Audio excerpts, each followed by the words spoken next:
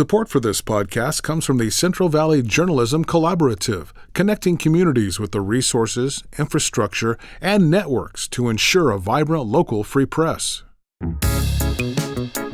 From KVPR in Fresno, this is Central Valley Daily. It's Friday, October 11th. I'm Elizabeth Arkalian. This election, school districts across the Central Valley, including Fresno Unified, are seeking the approval of school bond measures to help pay for infrastructure needs.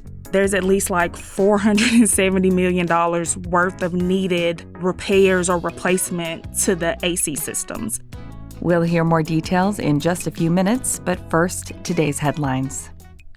Californians will vote on 10 statewide ballot propositions this fall.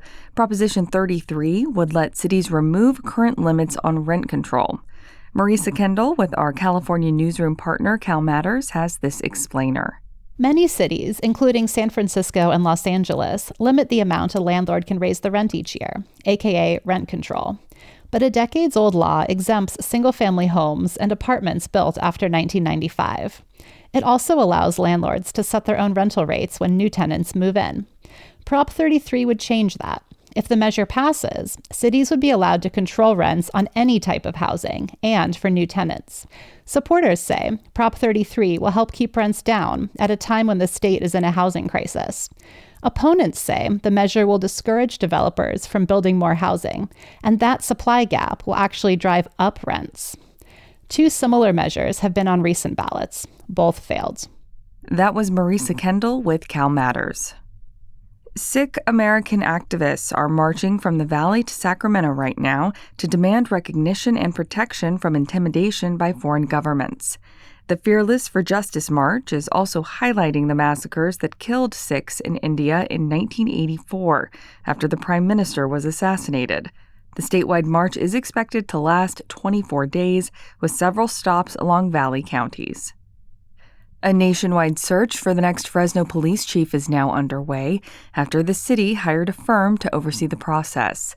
Officials say the search will begin immediately, and input will be sought from the community along the way. The search comes after the former Fresno police chief, Paco Balderrama, resigned in July, following reports he engaged in an affair with an officer's wife. The men's basketball team at CSU Bakersfield is taking steps to monetize itself. As KVPR's Rachel Livenall reports, the move is meant to maintain and grow the team's athletes. The team will operate under the banner The Blue Court Runners Collective. It was the idea of 4 Bakersfield businessmen. The collective will give the college team the right to profit from their brand and image, and it's the first college team in the city to do so. The team's coach told local TV outlet ABC 23 that before this, athletes didn't receive anything for competing. The collective hopes to draw sponsorship from local companies and more athletes to the court. They already landed a $70,000 sponsorship deal from Bakersfield Hyundai. For KVPR News, I'm Rachel Livenall. An oil company accused of contaminating water lines in Bakersfield this summer has filed for bankruptcy. According to the local news outlet KGET, Griffin Resources filed for bankruptcy last week. This comes after the city sued the company in August for the backflow of oil that contaminated water for many businesses in June. The city attorney told the news outlet that the bankruptcy will slow recovery for the businesses impacted.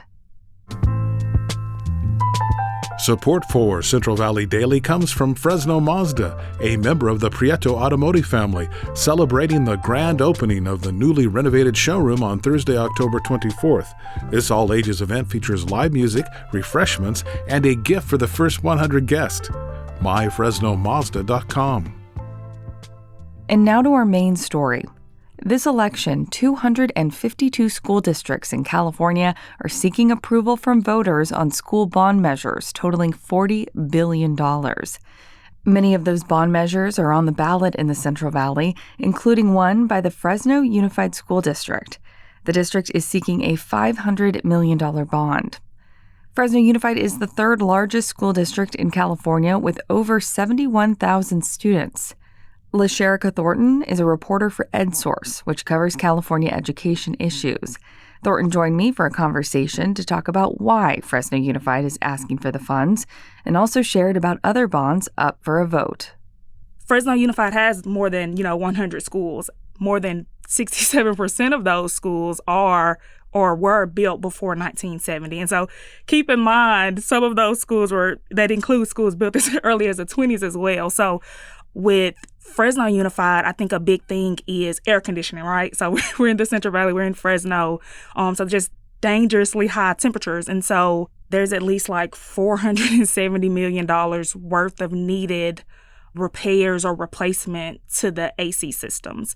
And that's just HVAC needs. And and the crazy thing about that is district leaders, we kind of talked about, and really kind of jokingly, how they could probably pursue a bond measure just for HVAC needs, but because literally that's just how much there is that needs to be fixed in that area.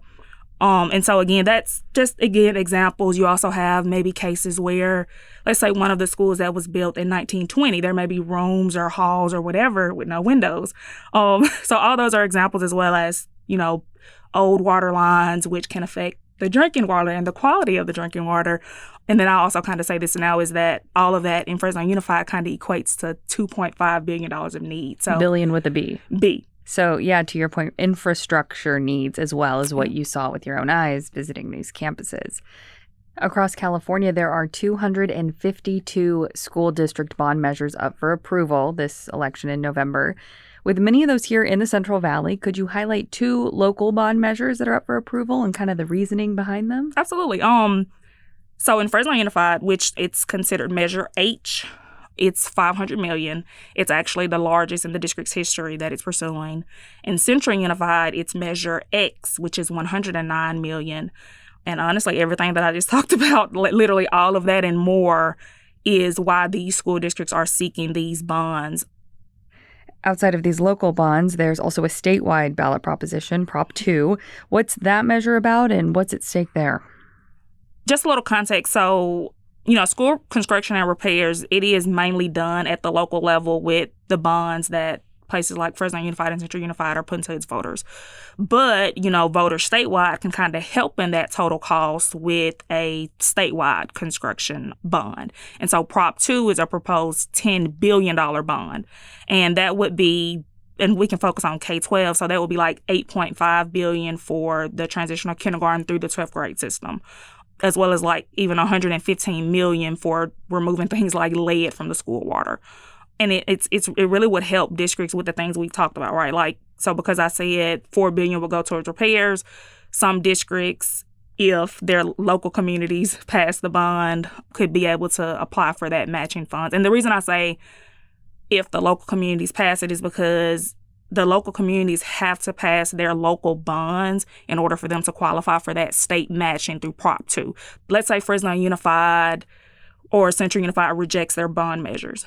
They don't qualify for that state funding, that matching state funding then. So I know you asked about like what's at stake as well. So with their local bond, Fresno Unified, if they were to get the state funding as well, they would go back to the unsatisfactory sites and say, okay, we're going to finish some of this that we didn't get to with the local bond, and then go to some of the poor condition sites and get to whatever they didn't get to with the local bond. So voters have a lot of power. They do. And it's just, I guess just one of the things I'll add is this is really important even statewide because there hasn't been a statewide construction bond since 2016.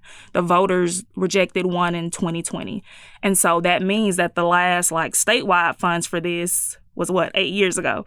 And remember, throughout that time, stuff is continuing to need to be upkept. Stuff is continuing to need to be renovated, so all of that is just why this is really important. Are there critics of Prop 2? Usually how the state bonds work is on a first come, first served basis. So Prop 2 does, or they will have a higher state match for districts with larger numbers of low income students and English learners. That's Prop 2's way to try to address inequities, right?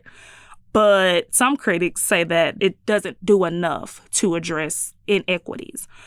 Probably one of the bigger critics, though, would be people who are looking at the money side of it, right? Because if voters statewide do approve a $10 billion bond, that's estimated to cost $18 billion when it's repaid.